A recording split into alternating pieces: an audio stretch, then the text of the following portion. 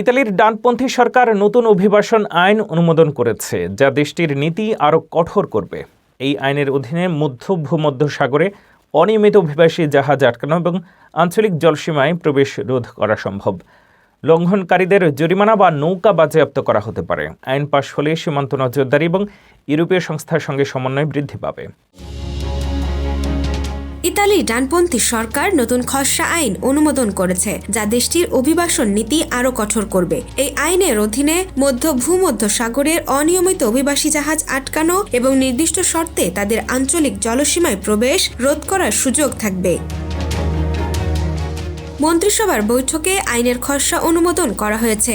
বিলটি সংসদের উভয় কক্ষে অনুমোদিত হলে আইন হিসেবে কার্যকর হবে। পাশ হলে ইতালির কর্তৃপক্ষ সীমান্তে কঠোর নজরদারি চালাতে পারবে এবং নির্দিষ্ট ক্ষেত্রে নৌ অবরোধ আরোপ করতে পারবে, যা সর্বোচ্চ 6 মাস পর্যন্ত বাড়ানো সম্ভব। আইন অনুযায়ী অভিবাসী জাহাজ যারা জনগণ বা জাতীয় নিরাপত্তার জন্য গুরুতর হুমকি সৃষ্টি করে তাদের প্রবেশ নিষিদ্ধ করা হবে। লঙ্ঘনের ক্ষেত্রে 50,000 ইউরো পর্যন্ত জরিমানা আর হতে পারে নৌকা বাজেয়াপ্ত। আটক অভিবাসীকে তাদের নিজ দেশ বা তৃতীয় কোনো দেশে পাঠানোর পরিকল্পনা রয়েছে।